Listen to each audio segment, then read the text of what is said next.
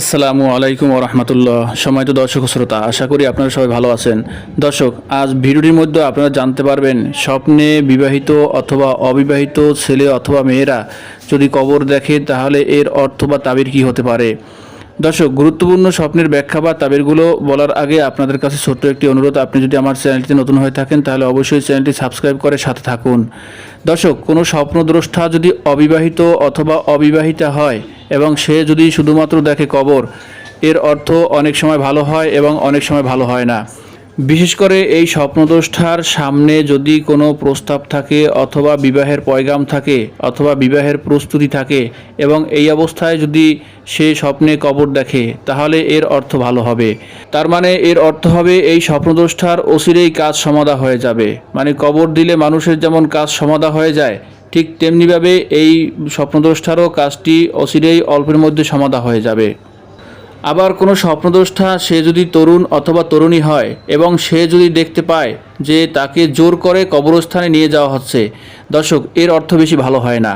এর অর্থ হবে এই স্বপ্নদ্রষ্টার মনের আশা পূর্ণ হবে না, অর্থাৎ তার উপর জোর জবরদস্তি করা হবে। বিশেষ করে কোনো অবিবাহিতা মহিলা অথবা মেয়ে যদি স্বপ্ন দেখে তাকে জোর করে কবরস্থ করা হচ্ছে অথবা কবরস্থানে নিয়ে যাওয়া হচ্ছে, অথবা সে যদি কবর দেখে তাহলে বুঝতে হবে তার উপর অচিরেই জোর করা হবে এবং তার অপছন্দের মানুষের সাথে তার ঘর সংসার করতে হবে অথবা তাকে বিয়ে দেওয়া হবে।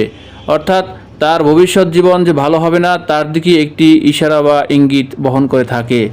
আর যদি ওই স্বপ্নদ্রষ্টা স্বপ্নে দেখে যে কবরস্থানে যাওয়ার পর অনেক মানুষ অথবা কবর থেকে নতুন একজন মানুষ উঠে এসেছে অথবা কোনো ভালো মানুষের সাথে অথবা স্বাচ্ছন্দ্যে খুশি মনে কোনো কবরস্থানে যাচ্ছে, এর অর্থ ভালো হবে।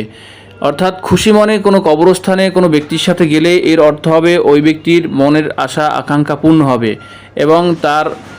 এবং তার ভবিষ্যৎ জীবন ভালো হবে এবং তার জীবন সঙ্গিনী অনেক সুন্দর হবে এবং তার মনের আশা আকাঙ্ক্ষা পূর্ণ হবে। দর্শক, তাছাড়াও আপনি যদি অন্য আরও কোনো স্বপ্ন দেখে থাকেন তাহলে আমার ভিডিওগুলো কমেন্ট বক্সে লিখে জানাতে পারেন। আমি যথাসম্ভব চেষ্টা করব আপনার সেই স্বপ্নের উত্তর বা তাবির দেওয়ার। সে পর্যন্ত ভালো থাকুন, সুস্থ থাকুন, সেই কামনা শেষ করছি। আল্লাহ হাফেজ।